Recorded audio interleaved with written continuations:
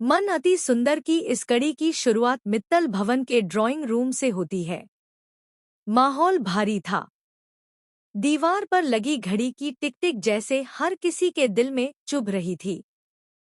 ओमकार जी, प्रथम, दादी और परिवार के बाकी सदस्य वहां मौजूद थे।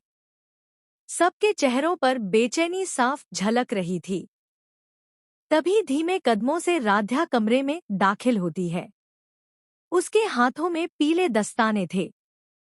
सबकी नजरें उसी पर टिक गईं।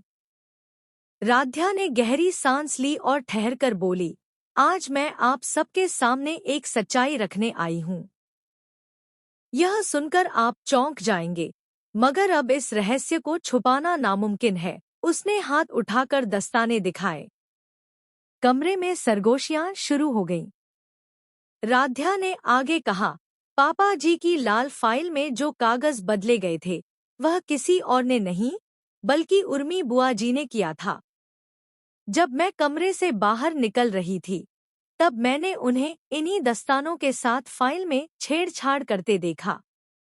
कमरे का माहौल अचानक उथल-पुथल से भर गया। दादी ने छड़ी जोर से जमीन पर पटकी और गुस्से से बोली, राध्या, इतना बड़ा इल्जाम लगाने से पहले 100 बार सोचना चाहिए। क्या तुम्हारे पास कोई ठोस सबूत है? राध्या ने शांत किंतु दृढ़ स्वर में जवाब दिया, जी दादी, मुझे पता था कि मेरी बात पर कोई यकीन नहीं करेगा, इसलिए मैंने सबूत जुटाए हैं। उसने टेबल पर रखा लैपटॉप खोला और सबके सामने स्क्रीन घुमा दी। तस्वीरें एक एक करके उभरने लगी। उनमें साफ दिखाई दे रहा था कि उर्मी बुआ फाइल में कागज बदल रही थी। पूरा कमरा सन्नाटे में डूब गया। ओमकार जी की आंखें गुस्से से लाल हो गईं। वह गरजते हुए बोले, उर्मी, क्या यह सच है? बहू को बदनाम करने के लिए तुम इतनी गिरी हुई चाल चलोगी? मैंने सपने में भी नहीं सोचा था। प्रथम ने भी आक्रोश जताया, बुआ जी, आपने मुझे मेरी पत्नी के खिलाफ भड़काया, मेरा भरोसा तोड़ा। आप मेरे लिए माँ जैसी थी, मगर आज आपने मुझे पराया बना दिया। उर्मी का चेहरा शर्म और गुस्से के बीच झूल रहा था।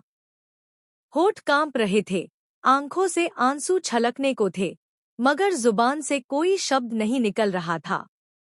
दादी ने माहौल संभालने की कोशिश की और बोली, राध्या, घर की बातें घर में रहनी चाहिए। परिवार की इज्जत यूं सबके सामने उछालना ठीक नहीं। राध्या ने दृढ़ता से जवाब दिया, दादी, सच छुपाने से परिवार नहीं बचता, टूटता है। अगर एकता भाभी निर्दोष है तो उन्हें